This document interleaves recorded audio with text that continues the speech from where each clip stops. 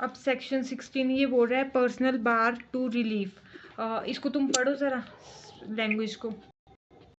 Specific performance of a contract cannot be enforced in favor of a person who has obtained substituted performance of contract under section 20 or B, who has become incapable of performing or violates any essential term of the contract that on his part remains to be performed or acts in fraud of the contract or willfully acts as variance with or in subversion of the relation intended to be established by the contract. Or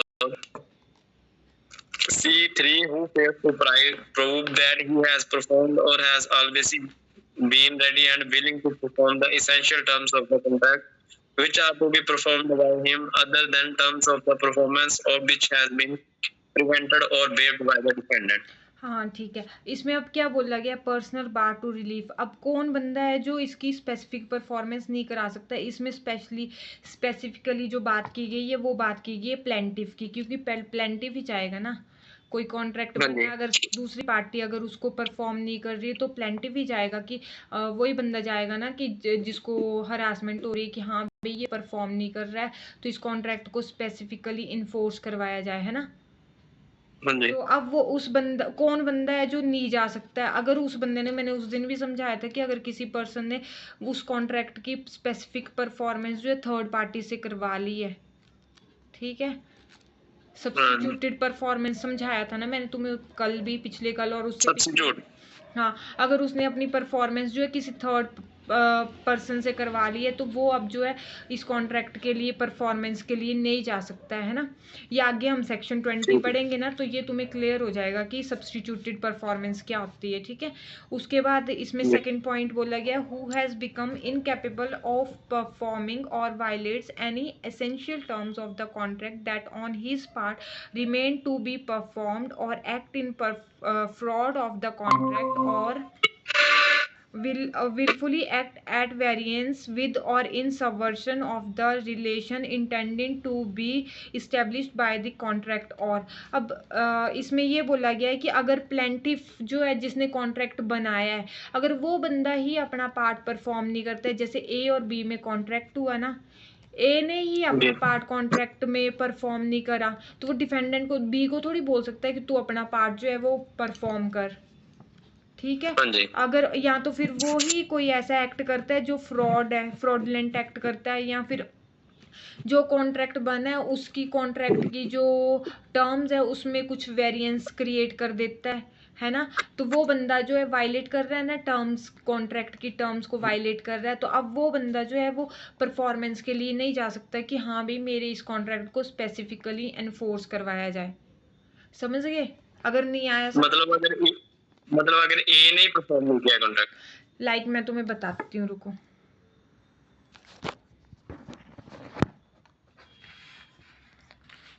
यार इसमें ये कहाँ से होगा, एक minute रुको।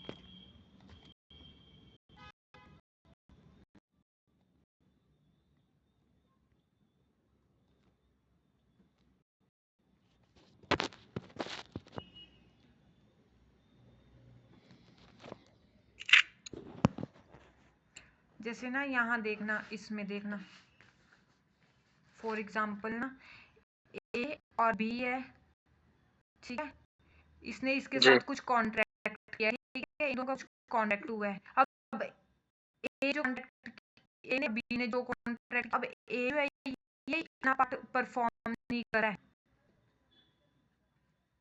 जी ma'am, not perform his part, है ना।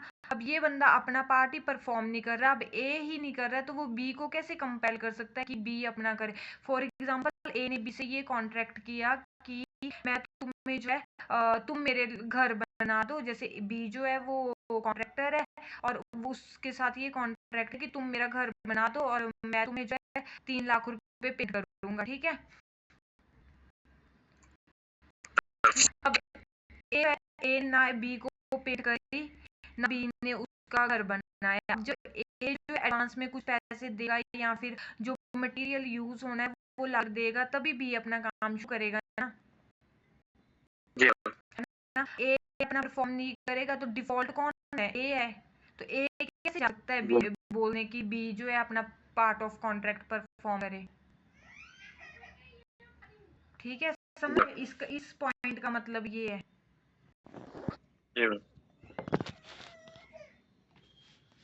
और प्रियंका जो इसका फर्स्ट पॉइंट है ना, उसमें ये है कि अगर कोई पर्सन जैसे ए और बी में कॉन्ट्रैक्ट तो है ना, इन्हें जो है बी को ये बोला कि तुम मुझे ना 100 टन ऑयल जो है वो प्रोवाइड करना 6 तारीख तक, ठीक है। लेकिन जो 6 तारीख आ गई, लेकिन बी ने जो है परफॉर्म ही नहीं किया अपना कॉन्ट्रैक्ट, तो उसको 100 टन ऑयल जो है प्रोवाइड नहीं करा, ठीक है। तो अब ए ने क्या किया, ए का कोई बिजनेस था जो बिना ऑयल चल ही नहीं सकता था, ठीक है। ए ने कॉन्ट्रैक्ट जो है 6 तारीख के बाद जो सी से परफॉर्म करवाया, ठीक है। अब जो है ए अब बी को थोड़ी कंपेल कर सकती तू अपना परफॉर्म कर, क्योंकि उसने सी से करवा लिया ना। अगर थर्ड पार्टी से कॉन्ट्रैक्ट परफॉर्म करवा लिया तो बी को कंपेल नहीं कर सकता कि अब तू अपना परफॉर्म कर, ठीक है। फर्स्ट पॉइंट का ये मतलब है इसका। उसके बाद है थर्ड पॉइंट, इसमें बोला गया है who fails to prove that he has performed और has always been ready and willing to perform the essential terms of the contract which are to be performed by him other than terms the performance of which has been prevented और waived by the defendant. अब इसमें जो है ए जो है अगर fail हो रहा है ये प्रूव करने से कि जो उसने अपना पार्ट परफॉर्म करना था वो रेडी है उस पार्ट को परफॉर्म करने के लिए, ठीक है। पिछले वाला एग्जांपल ही ले रही हूँ कि ए ने बी से ये कॉन्ट्रैक्ट किया कि मतलब मैं तुम मेरे लिए घर बना दो, मैं तुम्हें 3 लाख रुपए पेमेंट करूंगा, ठीक है। अब ए ये प्रूव करेगा कि मैं अपना पार्ट जो है परफॉर्म करने के लिए रेडी था, लेकिन जो बी है उसने मुझे परफॉर्म नहीं करने दिया, मतलब उसने मुझे रोका अपना पार्ट को परफॉर्म करने के लिए, ठीक है।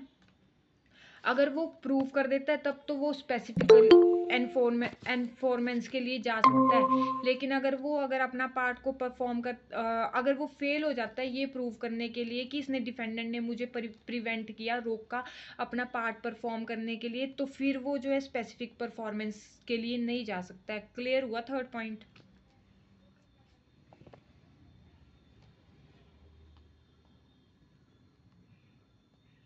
क्लियर हुआ? ओके मैम, हो गया मैम। ठीक है, अब इसमें इम्पॉर्टेंट यही था, ठीक है। अब नेक्स्ट वाला पढ़ते हैं। नेक्स्ट है सेक्शन नंबर 17 की ये लैंग्वेज पढ़ो तुम रोबिन।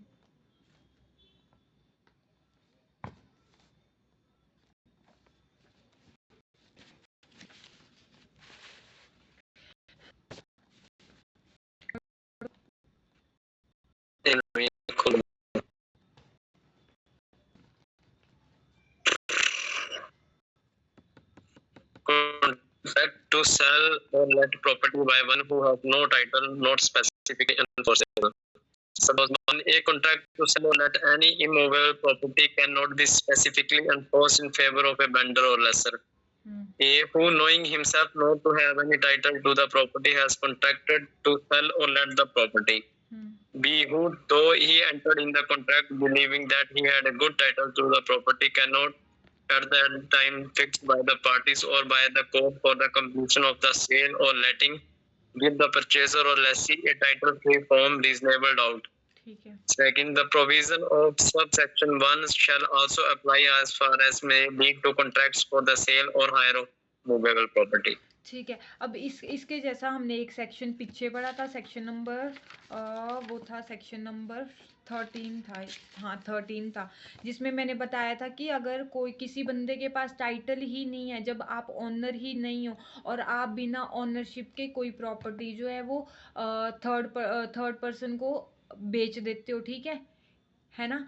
तो उस बंदे को जो है अगर उसके पास सब्सिक्वेंटली प्रॉपर्टी आती है तो उसको कंपेल कर सकता है वो बंदा कि हम मुझे ये प्रॉपर्टी अब दे, ठीक है। तो उसी की तरह ये वाला सेक्शन भी उसी की तरह है। इसमें बोला गया है कि अगर कोई कॉन्ट्रैक्ट हो रहा है सेल के लिए हो रहा है या लेट लीज के लिए हो रहा है, ठीक है। इसमें सेल की और लीज दोनों की बात करी गई है इमूवेबल प्रॉपर्टी से रिलेटेड, ठीक है।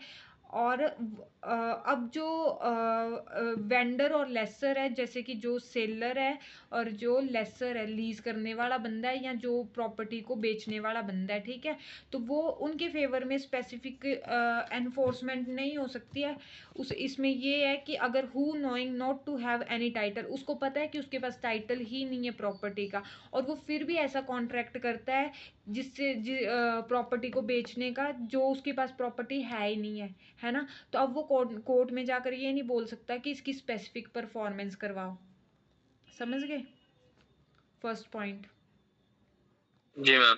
और सेकंड इसमें बोला गया है, who though he entered into contract believing that he had a good title for to the property can not at the time fixed by the parties और by the court for the completion of sale और letting give the purchaser और lease lessee a title free from reasonable doubt. इसमें second point में बोला गया है कि कोई ऐसा पर्सन है, जैसे ए है, उसको ऐसा लगता है कि उसको जो है, उस जैसे ए जो है वो फादर है और बी जो है वो है सन है, ठीक है। अब बी को ऐसा लगता है कि ए की जो प्रॉपर्टी है पापा की, वो मेरे पास ही तो आनी है ना। अब उसने इस बिलीव में जो है एक सी के साथ कॉन्ट्रैक्ट कर लिया कि मैं तुझे ये प्रॉपर्टी जो है विद इन 6 मंथ जो है तेरे को दे दूंगा, ठीक है। उसको ऐसा लग रहा था कि उसके फादर की डेथ हो जाएगी, ए की जो है वो डेथ हो जाएगी और वो अपनी प्रॉपर्टी जो है सी को दे देगा, ठीक है। लेकिन ऐसा होता है कि 6 महीने में उसके फादर की डेथ ही नहीं हुई। अब जो टाइम फिक्स किया गया था पार्टीज के बीच में, अब उस टाइम पे अगर उसकी डेथ हुई नहीं, उसके पास प्रॉपर्टी आई नहीं, तो अब वो स्पेसिफिक परफॉर्मेंस के लिए कैसे जा सकता है जब उसके पास प्रॉपर्टी आई नहीं। अब इसमें मैं तुम्हें एक एग्जांपल देती हूँ इन दोनों को क्लियर करने के लिए, ठीक है। फर्स्ट पॉइंट का ये है कि ए है, दिख रहा है ना, ए ने बी के साथ कॉन्ट्रैक्ट किया कि मैं तुम्हें जो ये वाली प्रॉपर्टी है, ठीक है, ये मैं तुम्हें जो है सेल कर रहा हूँ, ठीक है, यहाँ देखो स्क्रीन पे, जी मैम। ठीक है। लेकिन जो ये प्रॉपर्टी है, ए के पास इसका टाइटल ही नहीं है, ऑनर इस प्रॉपर्टी का जो ऑनर है वो है सी है, ठीक है। ए के पास कोई ऑनरशिप नहीं है, ऑनर जो है वो है सी है, ठीक है। तो ए जो है किसी और की प्रॉपर्टी को बेच सकता है किसी थर्ड पर्सन को? नहीं मैम। तो इसने ये कॉन्ट्रैक्ट किया, अब ये इस कॉन्ट्रैक्ट को परफॉर्म करने के लिए कोर्ट में जा सकता है? नहीं मैम। नहीं जा सकता ना। तो इसका फर्स्ट पॉइंट ये है सेक्शन नंबर 17 का, ठीक है। अब आ जाओ जी। सेकंड पॉइंट पे। सेकंड पॉइंट में बोला गया है कि ए है, ये है फादर, ठीक है, ये बी है, ये है सन, ठीक है, और ये सी है थर्ड पर्सन, ठीक है, पर्सन, ठीक है। क्लियर आ रहा है नहीं है? ठीक है। अब ए जो बी है, इसको लगता है कि ए की जो प्रॉपर्टी है, ये वाली प्रॉपर्टी जो है ये इसको आ जाएगी, इसके फादर बीमार है और इसको लग रहा है कि विद इन 6 मंथ जो है ये प्रॉपर्टी जो है इसके पास, इसको आ जाएगी, ठीक है, क्योंकि ये इकलौता बेटा और इसको सारी प्रॉपर्टी जो ए की है वो इसको ही आनी है। तो ये इस बिलीव में है कि इसके फादर की डेथ हो जाएगी और ये प्रॉपर्टी जो है 6 महीने में इसके पास आ जानी है, ठीक है। लेकिन जो 6 मंथ का टाइम है उसके दौरान जो है ए की डेथ ही नहीं हुई, ठीक है। अब इसने तो सी से कॉन्ट्रैक्ट कर लिया हुआ है, भाई मैं तो कुछ 6 महीने बाद अपनी प्रॉपर्टी दे दूंगा, क्योंकि मैं इसका मालिक बनने वाला हूँ 6 महीने में, और क्योंकि फादर की डेथ हो जाएगी तो मैं प्रॉपर्टी तेरे को दे दूंगा। लेकिन 6 महीने में डेथ ही नहीं हुई, अब भी इस कॉन्ट्रैक्ट को परफॉर्म करने के लिए जा सकता है सी के अगेंस्ट की? हाँ भी, ठीक ही जाएगा मैम। हाँ सी जा सकता है, ये बी जाए या सी जाए, कोई भी जाए, अब कॉन्ट्रैक्ट को परफॉर्म करवा सकते हैं ये? नहीं मैम। नहीं जा सकता, क्योंकि अभी वो विद इन टाइम ने क्या था, इन चीजों में फिक्स किया था, उसके उस दौरान जो है ये प्रॉपर्टी तो इसके पास आई नहीं है ना, तो ये वाला जो कॉन्ट्रैक्ट है जी इसको जो स्पेसिफिकली एनफोर्स नहीं करवाया जा सकता, ठीक है। जी मैम। अब इसमें बोला गया है कि जो सेकंड पॉइंट है उसमें बोला गया है कि जो ये वाले ऊपर वाले क्लॉज है ना ए और बी, ये जो है मूवेबल प्रॉपर्टी के ऊपर भी same as it is apply होते हैं। अगर कोई मूवेबल प्रॉपर्टी उससे रिलेटेड अगर किसी के पास टाइटल नहीं है या फिर वो इस बिलीव में है कि उसके पास इन फ्यूचर में टाइटल आ जाएगा, तो वो उसको उसके बेस पे जो है कॉन्ट्रैक्ट कर लेता है। तो ये वाले जो सेक्शन है ये जो है as it is movable property पे भी अप्लाई होगा। ठीक है, क्लियर? जी मैम। ठीक है, प्रियंका क्लियर हो गया? जी मैम जी। हिमानी, हिमानी गायब है। नेक्स्ट है non enforcement except with variation, section number 80। इसकी लैंग्वेज पढ़ो।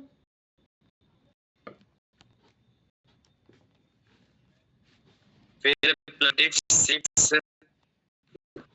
specific performance of contract in writing to which the defendant sets up a variation, the plaintiff cannot obtain the performance sought except with the variation so set up in the following cases only. Where by fraud, mistake of fact, or misrepresentation, the written contract of which performance sought is in its terms or effect different from what the parties agree to or does not contain all the terms agreed to between the parties on the basis of which the defendant entered into the contract. Where the object of the parties was to produce a certain legal result which the contract has framed is not calculated to produce. See where the parties have subsequently to the execution of the contract varied its term. हाँ, अब इसमें बोला गया है कि कोई ऐसा contract बना है जिसमें जो है अब पहले वो कॉन्ट्रैक्ट बन गया लेकिन बाद में जो है अभी उसको एनफोर्स नहीं करवाया, लेकिन बाद में उस कॉन्ट्रैक्ट में जो है कुछ ऐसी चीज़ें ऐड ऑन कर दी या फिर जो चीज़ें ऐड होनी चाहिए थी वो उसमें ऐड ही नहीं करी। तो जब तक वो चीज़ें ऐड नहीं होंगी या वो चीज़ें डिलीट नहीं होंगी तब तक उस कॉन्ट्रैक्ट को जो है हम लोग जो है एनफोर्स नहीं करवा सकते हैं। तो इसमें बोला गया है फॉर एग्जाम्पल, जैसे यहाँ पे देखना है ना, जैसे ए और बी में कॉन्ट्रैक्ट हुआ किसी चीज को लेके और उस कॉन्ट्रैक्ट में इन लोगों ने 5 टर्म्स रखे। ठीक है, ठीक है, दिख रहा है ना इसमें? धुंधला दिख रहा है। धुंधला दिख रहा है। अब ठीक है मैम, समझ लग रही है। लेकिन ये इस कॉन्ट्रैक्ट में इसने ये जो 3 टर्म्स हैं ये तो लिखी, ठीक है, लेकिन ये जो 2 टर्म्स हैं ये तो लिखी नहीं। ठीक है, तो अब ये जो ये जो बी है ये बोलेगा कि भाई चौथी और 5वीं टर्म जो थी उसको भी तो ऐड ऑन कर। अब 3 टर्म्स पे तो हमारा कॉन्ट्रैक्ट नहीं बना, हमने तो 5 टर्म्स लिखी थी लेकिन तूने 2 तो ऐड करी नहीं। जब तक तू ये ऐड नहीं करेगा तब तक इसकी स्पेसिफिक परफॉर्मेंस कैसे हो पाएगी? जी। ठीक है, तो इसमें ये है कि अगर कोई ऐसा कॉन्ट्रैक्ट है और वो रिटर्न में बना है तो उसमें जो है अगर आपने मतलब कोई भी ऐसा कॉन्ट्रैक्ट है जो रिटर्न में बना है तो उसमें अगर आप बाद में जो है उसमें कुछ भी वेरिएशन कर रहे हो या एडिशन कर रहे हो या कुछ डिलीट कर रहे हो, तो जब तक वो चीज़ें नहीं करोगे तब तक उस कॉन्ट्रैक्ट को आप जो है स्पेसिफिक परफॉर्म नहीं कर सकते हैं। ठीक है, जी। जब तक उसमें वेरिएशन नहीं होंगी। ठीक है, और क्या हो गया? अब इसमें जो क्लॉज ए है उसमें बोला गया है where by fraud, mistake of fact और misrepresentation the written contract of which performance is sought is in its terms और effect different from what the parties agreed to और does not contain all the terms agreed to between the parties on the basis of which the defendant entered into the contract. यहाँ पे ये बोला गया कि अगर कोई ऐसा कॉन्ट्रैक्ट बना है राइटिंग में बना है लेकिन उसमें जो है एक पार्टी ने जो है फ्रॉड करा है या फिर जो है कोई ऐसा कॉन्ट्रैक्ट में कहीं पे मिस्टेक हो गई है, कुछ गलत हो गया, दोनों पार्टी की मिस्टेक है या एक ही पार्टी की मिस्टेक है। ठीक है, या फिर कुछ मिस रिप्रेजेंट हो गया है, गलत चीज़ें जो है उसमें ऐड ऑन हो गई थी, जो होनी चाहिए थी वो हुई नहीं है। ठीक है, तो उस कॉन्ट्रैक्ट को जब तक उस कॉन्ट्रैक्ट में वेरिएशन नहीं करी जाएंगी तो तब तक उस कॉन्ट्रैक्ट को जो है परफॉर्म नहीं किया जा सकता। या फिर ये है कि कॉन्ट्रैक्ट, जैसे मैंने पहले बताया ना आपको कि 5 टर्म्स लिखी, 5 में से 3 ही ऐड करी और 2 ऐड ही नहीं करी, है ना। तो 5 टर्म्स पे कॉन्ट्रैक्ट बना था, लेकिन उन्होंने 3 ऐड करी, 2 नहीं करी। तो अब जब तक वो पांचों ऐड नहीं होंगी तब तक वो कॉन्ट्रैक्ट को कैसे आप एनफोर्स करवा सकते हो? तो पांचों ऐड ऑन करनी पड़ेंगी ना।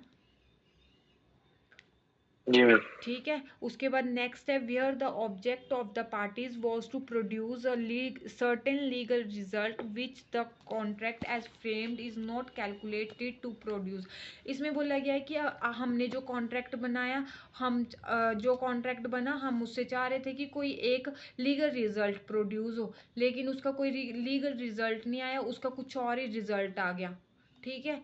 तो उसके लिए भी जो है आप जो है पहले उस कॉन्ट्रैक्ट में वेरिएशन करोगे, उसके बाद उसको जो है परफॉर्म करोगे। ठीक है।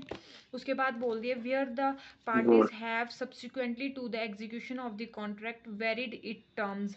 इसमें बोला गया कि आपने एक जो कॉन्ट्रैक्ट बना उसको तो आपने मतलब उसको आपने एग्जीक्यूट करवा लिया। ठीक है। लेकिन उसी से मिलता जुलता आपने एक दूसरा कॉन्ट्रैक्ट बनाया। अब वो जो दूसरा कॉन्ट्रैक्ट बनाया उसको एनफोर्स करवाने के लिए पहले वाला जो कॉन्ट्रैक्ट है वो मतलब उससे मिलता जुलता है, तो उसकी टर्म्स को वेरी करवाना पड़ेगा, तब जाके जो है आप सब्सिक्वेंट वाले को जो है एग्जीक्यूट करवा पाओगे। ठीक है। तो बिना इसकी वेरिएशन के जो है एनफोर्समेंट नहीं हो पाएगी। ठीक है। इस सेक्शन में यही था। आगे समझ। जी मैम। उसके बाद है सेक्शन नंबर 19। तो यही बोलता है कि आप एक हमने सेक्शन पीछे पढ़ा था, सेक्शन नंबर 14 था, 14 था वो था 15 कि कौन स्पेसिफिक परफॉर्मेंस ले सकता है ना। तो अब ये जो सेक्शन 19 है ये बोलता है आप किसके अगेंस्ट जो है स्पेसिफिक परफॉर्मेंस ले सकते हो। ठीक है। ये भी सेम उसी की तरह ही है कि कोई भी पार्टी जा सकती है स्पेसिफिक परफॉर्मेंस के लिए, या उनके जो लीगल हायर्स हैं वो जा सकते हैं, या जिनको उन्होंने बोला हुआ है जो उस कॉन्ट्रैक्ट में इंटरेस्टेड हैं वो बंदे जा सकते हैं। या फिर अगर पार्टनरशिप से रिलेटेड है तो जो न्यू पार्टनरशिप में अगर एंटर करा है तो अब वो न्यू वाली जो है वो भी जा सकती है उसकी परफॉर्मेंस के लिए। तो ये तुम खुद पढ़ लेना। ठीक है। ये उसी की तरह मिलता जुलता जो मैंने पिछले कल पढ़ाया था। ठीक है। उसके बाद है सेकेंडली है section number 20 substituted performance of contract. ये आ गया वो सब्सटीट्यूट वाला कि क्या है कॉन्सेप्ट है सब्सटीट्यूशन का। ठीक है। अब इसको पढ़ो जरा इसकी language.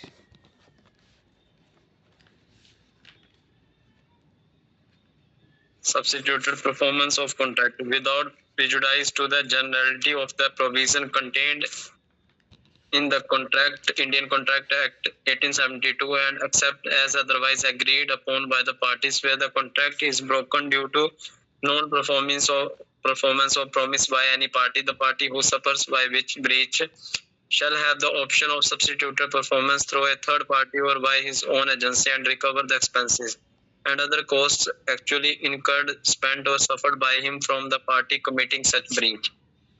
No substituted performance of contract under subsection 1 shall be undertaken unless the party who suffers such breach has given a notice in writing of not less than 30 days to the party in breach, calling upon him to perform the contract within such time as specified in the notice, and on his refusal or failure to do so, he may get the same performed by a third party or by his own agency.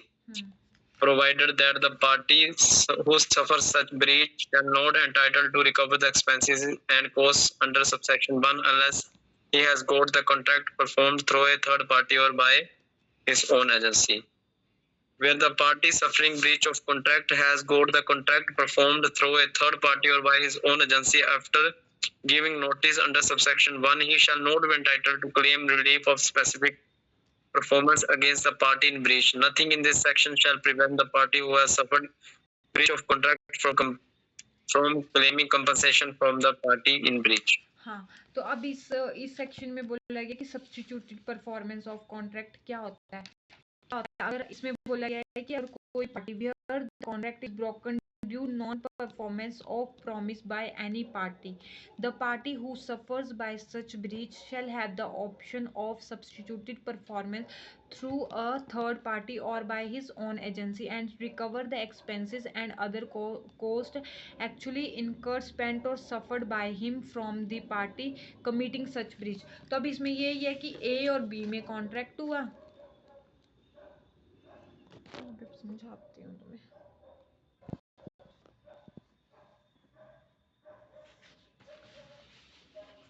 जैसे A और B में contract हुआ कि तुम मुझे 100 turns oil जो है supply करोगे। इसकी कोई दुकान है या कुछ है जिसमें ऑयल की ज़रूरत होती है, तो इसने बोला बी को कि तुम मुझे जो है 100 टन ऑयल जो है 6 सितंबर तक जो है दोगे, ठीक है। लेकिन जो बी है वो 6 सितंबर तक जो है ए को जो है 100 टन ऑयल जो है वो सप्लाई नहीं कर पाता है, तो ए जो है ये वाला जो कॉन्ट्रैक्ट है सी से परफॉर्म करवा लेता है, ठीक है। ठीक है,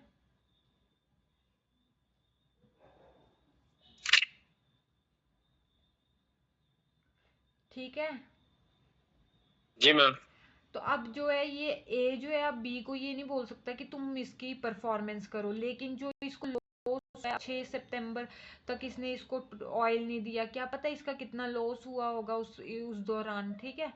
तो अब जो इसको लॉस हुआ है तो उसके लिए तो ये इसको बोल सकता है ना कि जो मेरा लॉस हुआ है तो तेरी वजह से हुआ है, तूने 6 सितंबर तक मेरे को नहीं दिया ऑयल और इस बीच मेरा इतने का लॉस हो गया, तो वो इसको कंपनसेशन के लिए बोल सकता है।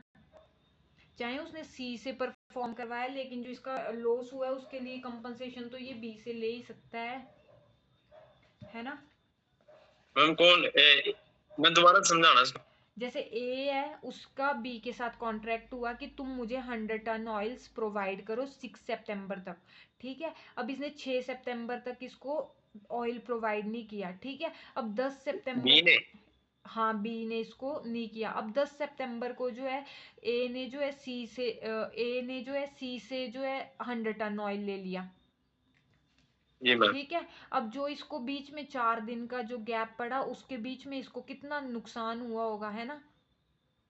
जी मैम। उसके लिए तो ये बी को कंपनसेशन के लिए बोल सकता है कि तेरी वजह से तूने टाइम पे परफॉर्म नहीं किया कॉन्ट्रैक्ट, उस वजह से मुझे इतना इतना लॉस हुआ है, तो उसके लिए जो है तू मुझे कंपनसेट कर। तो उसके लिए तो ये कोर्ट में जा ही सकता है, चाहे इसने सी से करवा जी लिया मैम। परफॉर्म, चाहे ये नहीं बोल सकता कि अपना कॉन्ट्रैक्ट परफॉर्म कर, लेकिन जो मेरा लॉस हुआ है तो उसके लिए तो वो लाइबल है ही है ना बी, जी मैम। है ना। लेकिन अब ए जो है इस बंदे को कैसे बोल सकता है, तो उसके लिए जो है ये एक प्रोसीजर है। उसके लिए ये प्रोसीजर है कि ए को पहले जो है बी को 30 दिन का एक नोटिस देना पड़ेगा, ठीक है। जैसे इसने 6 तारीख को ऑयल सप्लाई नहीं किया, तो इसको इसकी ड्यूटी बनती थी कि ये एक बी को जो है एक नोटिस दे कि भाई मुझे ना ऑयल सप्लाई कर, अगर ऑयल सप्लाई नहीं करना है तो फिर मैं जो है ये जो परफॉर्मेंस है सी से करवा रहा हूँ, ठीक है।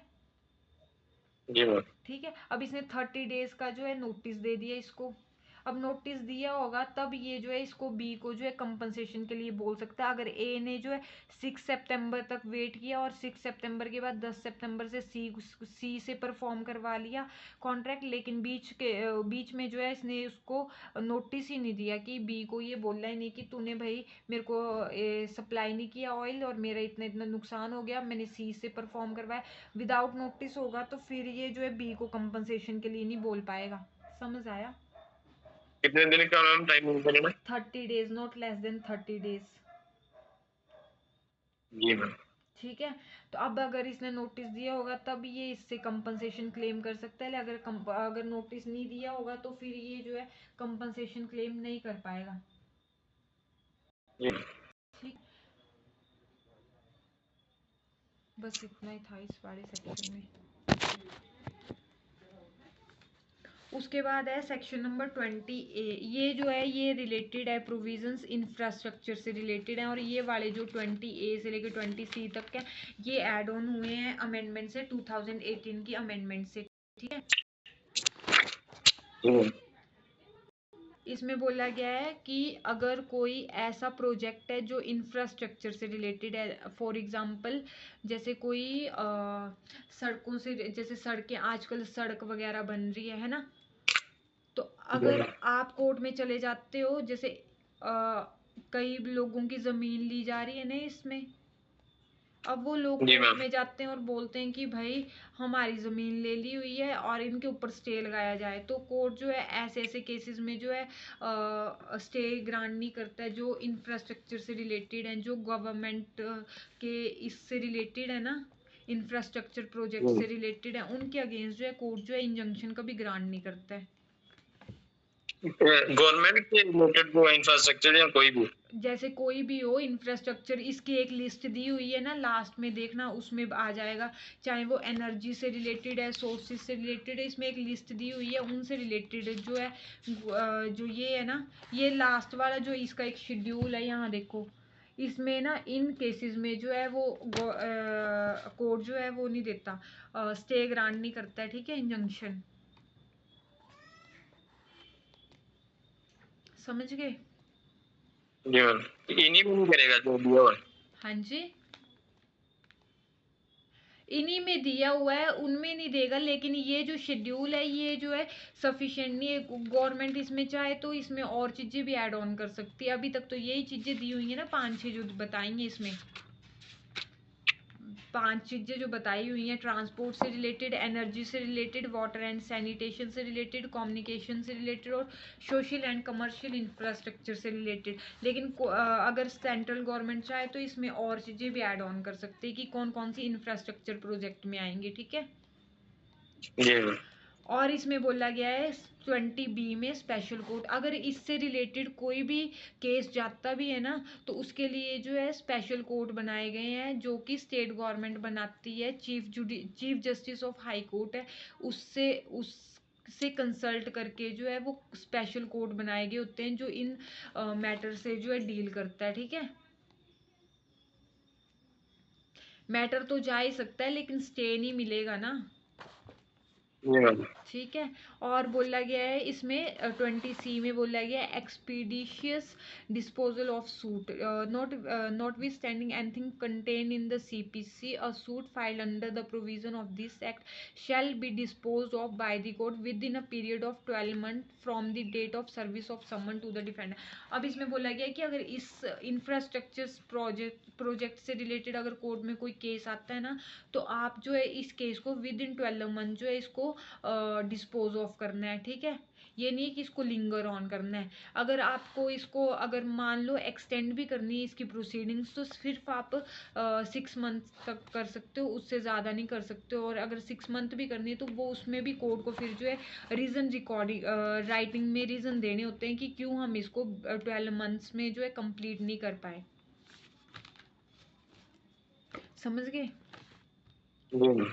मैक्सिमम 6 मंथ ही कर सकती है हाँ, सर। मैक्सिमम 6 मंथ तक एक्सटेंड हो सकता है, लेकिन उसमें जो है इन राइटिंग में जो है कोर्ट को जो है रीज़न बताना पड़ेगा कि क्यों आप जो है इसको विद इन 12 मंथ्स जो है वो नहीं कर पाए हो। तो अदरवाइज जो टाइम है वो है 12 month from the date of service of summon to the defendant. जिस दिन से उसको सर्व हुए होंगे ना समन, उस दिन से लेके 12 महीने तक का टाइम है कि आपको इस केस को डिस्पोज ऑफ करना है, ठीक है। जी मैम। यहाँ तक कोई डाउट?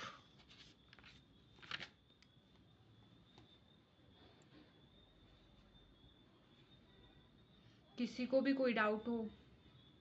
नहीं मैम। ठीक नो मैम। ठीक है। नहीं मैम। हिमानी आ गई तू? हाँ जी। अच्छा, सुन रहे हो आप लेक्चर? सेक्शन, अब हम चलते हैं आगे, सेक्शन नंबर 21 में power to award compensation in certain cases. अब इसमें बोला गया है कि अगर कोई ऐसा कॉन्ट्रैक्ट है जिसको आप परफॉर्म नहीं करवा पा रहे हो और कोर्ट में गया है वो, तो उसके लिए आपको जो है कंपनसेशन जो है, वो बंदा जो है कंपनसेशन भी क्लेम कर सकता है। साथ साथ स्पेसिफिक परफॉर्मेंस के साथ साथ आप कंपनसेशन भी क्लेम कर सकते हो। इसकी लैंग्वेज पढ़ना जरा।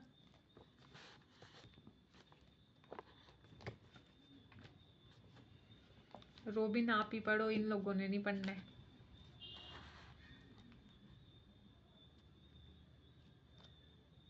award compensation in certain cases. In a suit for specific performance of a contract, the plaintiff may also claim compensation for its breach. 1. In addition to such performance, if in any such suit the court decides that specific performance ought not to be granted, but that there is a contract between the parties which has been broken by the defendant and that the plaintiff is entitled to compensation for that breach. Accordingly, if in any such suit the court decides that specific performance ought to be granted, but that it is not sufficient to satisfy the justice of the case and that some compensation for breach of the contract should also be made to the plaintiff, it shall award him such compensation accordingly. In determining the amount of any compensation awarded under this section, the court shall be guided by the principles specified in Section 73 of the Indian Contract Act 1872. No compensation shall be awarded under this section unless the plaintiff has claimed such compensation in his plaint. Provided that where the plaintiff has not claimed any such compensation in the plaint, the court shall at any stage of the proceeding allow him to amend the plaint on such terms as may be just for including a claim for such compensation. Explanation: the circumstances that the contract has become incapable of specific performance does not preclude the court from exercising the jurisdiction conferred by this section.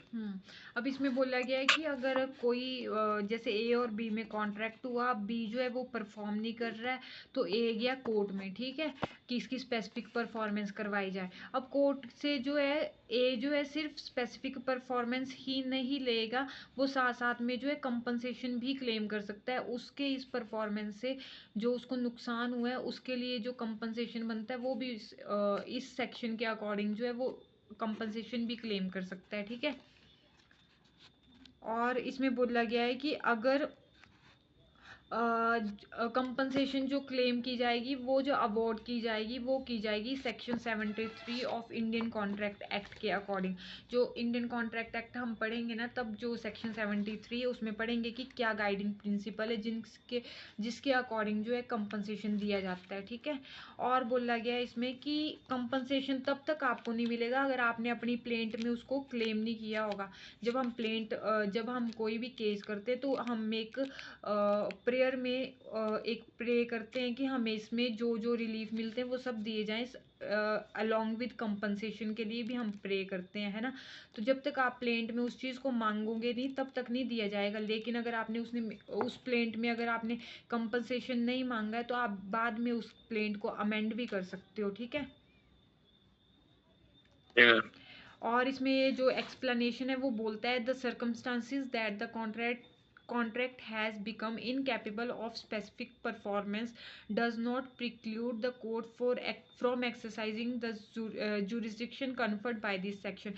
इसमें बोला गया है कि अगर court जो है incapable है specific performance करवाने के लिए उस कॉन्ट्रैक्ट की, कि कोर्ट के पास जुरिस्डिक्शन नहीं है कि उस कॉन्ट्रैक्ट को परफॉर्म करवाया जाए, ठीक है। क्योंकि जुरिस्डिक्शन होती है ना कोर्ट की भी, हर चीज़ के लिए लिमिट्स है ना उसके पास भी। अगर उस कोर्ट के पास उसकी जुरिस्डिक्शन नहीं है तो इसका मतलब ये नहीं है कि वो कंपनसेशन भी अवॉर्ड नहीं कर सकता। कंपनसेशन वो अवॉर्ड कर देगा, अगर वो स्पेसिफिक परफॉर्मेंस नहीं भी करवा पाएगा तब भी वो कंपनसेशन जो है वो दे सकता है, ठीक है। आया ये सेक्शन समझ? Yes ma'am. बाकियों को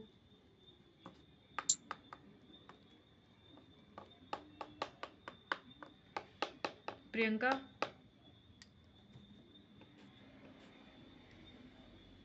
रोबिन? जी मैम आ गया। ठीक है यार, बोल दिया करो ना कि आ गया समझ। मैं बोल दिया मैंने। जी मैम। ठीक है। अब नेक्स्ट है हमारा power to grant relief for possession, partition, refund of earnest money. इसकी लैंग्वेज पढ़ो। रोबिन आप पढ़ो। Power to grant relief for possession, partition, refund of earnest money, anything to the contrary contained in the Code of Civil Procedure 1908. Any person suing for the specific performance of a of immovable property may in an appropriate case ask for possession or partition and separate possession of the property in addition to such performance. Any other relief to which he may be entitled, including the refund of any earnest money or deposit paid or one made by him in case his claim for specific performance is refused. No relief under clause A or clause B of subsection 1 shall be granted by the court unless it has been specifically claimed. Provident that where the plaintiff has not claimed any such relief in the plaint, the court shall at any stage of the proceeding allow him to amend the plaint on such terms as may be just for including a claim for such relief. The power of the court to grant relief under clause B of subsection 1 shall be without prejudice to its power to award compensation under subsection 21. ठीक है। अब इसमें बोला गया है कि power to grant relief for possession, partition, refund of earnest money. इसमें बोला गया है कि अगर आप कोई ऐसे कॉन्ट्रैक्ट के लिए आपने कोई ऐसा कॉन्ट्रैक्ट किया है जो रिलेटेड है इमूवेबल प्रॉपर्टी की, पोजेशन से रिलेटेड है, पार्टीशन से रिलेटेड है, या रिफंड ऑफ अर्नेस्ट मनी, जैसे ऐसा कॉन्ट्रैक्ट किया है जिसमें जो आप परफॉर्म नहीं कर पा रहे हो, लेकिन आपने उसके लिए जो है, जैसे ए और बी में कॉन्ट्रैक्ट हुआ कि मतलब ए ने ये कॉन्ट्रैक्ट किया कि मैं तुझे जो है अपनी प्रॉपर्टी दूंगा 3 लाख में, ठीक है। ए ने जो है जो बी है उसने उसको जो है 1.5 लाख रुपया पहले दे दिया, ठीक है। अब जो ए है वो उस कॉन्ट्रैक्ट को परफॉर्म नहीं कर रहा है, ठीक है। अब जो बी है वो कॉन्ट्रैक्ट को परफॉर्म करवाने के लिए चला गया कोर्ट में कि इसको परफॉर्म करवाया जाए, लेकिन अगर कोर्ट उस कॉन्ट्रैक्ट को अगर परफॉर्म नहीं करवा पा रहा है तो उसने जो अर्नेस्ट मनी उसने जो डिपॉजिट करवाया है ना 1.5 लाख रुपया, वो कोर्ट बोलेगा उसको कि इसको वापिस कर। तो इसका मतलब ये है। और या फिर इसमें पोजेशन से रिलेटेड और पार्टीशन से रिलेटेड भी बोला गया है कि अगर कोई ऐसा कॉन्ट्रैक्ट जैसे ए और बी का कॉन्ट्रैक्ट हुआ कि मैं तुझे 3 लाख रुपए दूंगा और तू मुझे अपनी प्रॉपर्टी का पोजेशन दे, ठीक है। अब जो है वो बी उसको पोजेशन दे नहीं रहा है, बी ने उसको पूरी की पूरी प्रॉपर्टी की जो वैल्यू थी वो उसने पे कर दी, लेकिन ए ने उसको पोजेशन नहीं दिया, तो बी चला गया कोर्ट में कॉन्ट्रैक्ट को परफॉर्म करवाने के लिए। तो अब कोर्ट जो है वो ए को डायरेक्शन देगा कि भाई इसको पोजेशन दे, कोर्ट दिलवाएगा वो चीज़, ठीक है। या फिर ऐसा कोई कॉन्ट्रैक्ट है जिसमें पार्टीशन की ज़रूरत है, जैसे ए की जो ए के पास ऐसी प्रॉपर्टी है जो जिसमें जो है बी का भी शेयर है, ठीक है। उसने सी को वो प्रॉपर्टी दे दी, लेकिन जो ए ने जो प्रॉपर्टी बेची ना उसमें बी का भी शेयर है, सी को उसने प्रॉपर्टी दे दी। अब कोर्ट ये करेगा जो ए ने जितनी पैसा लिया हुआ और उसकी जितनी प्रॉपर्टी है ना उसकी जो है पार्टीशन करके सी को दे देगी। तो इसमें मतलब यही है कि कोर्ट के पास ये राइट है कि वो उसको उस प्रॉपर्टी में पोजेशन दिला सकता है, पार्टीशन है का मैटर है तो पार्टीशन करके देगा। और या फिर अगर उसमें कुछ भी नहीं हो सकता, अगर उसने पैसा उसमें डिपॉजिट करवाया तो जो उसने पैसा डिपॉजिट करवाया तो वो उसको रिफंड करने के लिए बोल देगा। लेकिन ये तभी मिलेगा जब आपने अपने प्लेंट में जो है उस रिलीफ को मांगा होगा, अगर आपने मांगा नहीं होगा तो फिर कोर्ट नहीं देगी। और आपके पास पावर है कि आप जो है उस प्लेंट को अमेंड कर सकते हो, और जो है कंपनसेशन भी इसमें जो है कंपनसेशन भी ले सकते हो साथ साथ। समझ गए? अगर नहीं आया समझ तो बता दो।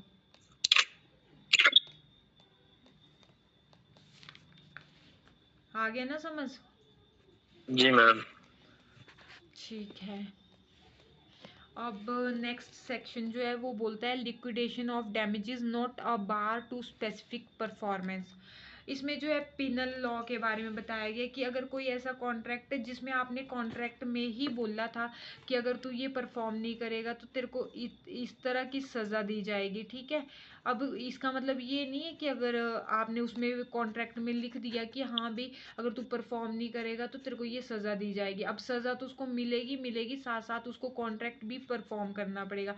उस डैमेजेस को अगर आपने कॉन्ट्रैक्ट में लिख दिया है कि इसको इस तरह अगर वो परफॉर्म नहीं करता है तो उसको ये पेनल्टी लगेगी, पर उस पेनल्टी के क्लॉज से ये नहीं है कि आप स्पेसिफिक परफॉर्मेंस ही नहीं करवा पाओगे, आप तब भी स्पेसिफिक परफॉर्मेंस के लिए जा सकते हो, ठीक है।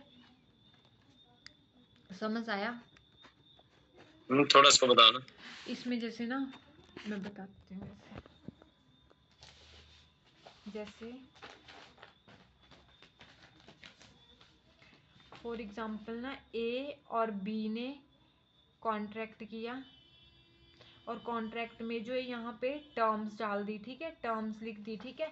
अब यहाँ पे ये जो है एक है, ये ऐसा प्रोविजन डाला कि अगर तू इस कॉन्ट्रैक्ट को ब्रीच करेगा तो तेरे को जो है मतलब मुझे 1 लाख रुपीज़ एक्स्ट्रा देने पड़ेंगे, ठीक है। ये एक पिनल प्रोविजन डाल दिया ना कि अगर तू ब्रीच करेगा तो तेरे को 1 लाख रुपया देना पड़ेगा, ठीक है। इन्होंने कॉन्ट्रैक्ट में ही मेंशन कर दिया कि अगर तू इसको ब्रीच करता है, कॉन्ट्रैक्ट को कोई भी ब्रीच करता है हम में से, तो हम जो है 1 लाख रुपया उस बंदे को देना पड़ेगा जिसका लॉस हुआ है, ठीक है।